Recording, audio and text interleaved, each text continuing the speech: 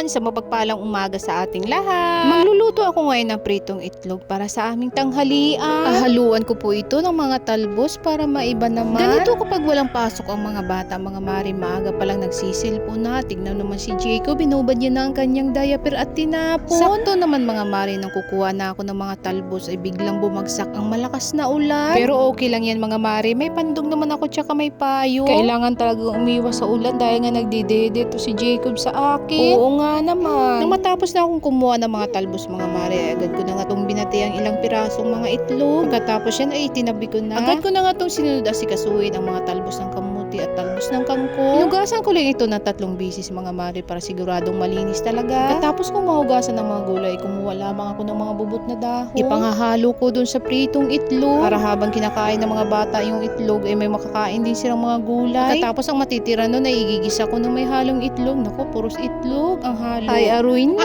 Agad na nga ako nagpainit ng kawali mga mari at nang uminit ang kawali ay naglagay na rin ako ng mantika. Nang uminit na ang mantika mga mari ay sinunod ko nang ilagay itong mga talbos. Nang maluto-luto na ang mga gulay mga mari ay sinunod ko na nga itong binati kong itlog. Habang binabati ko nga po pala kanina yung itlog ay naglagay na ako ng asin tsaka pampalasa. Nang mamula-mula na ang kabila ay binaliktad ko na rin ito para maluto na ang kabila. Agad ko na rin ang sinalang ang kawali na pinagprituhan ko kanina ng itlog. Pagkatapos yan ay naglagay na ako ng konting mantika at nang uminit na ang mantika ay nilagay ko na itong mga bawang. Nang mamula-mula na itong mga bawang, sinunod ko na itong mga talbos. Sinunod ko na rin itong binati kong itlog. At ayan mga mari, luto na, kain tayo. Hanggang sa muli. God bless!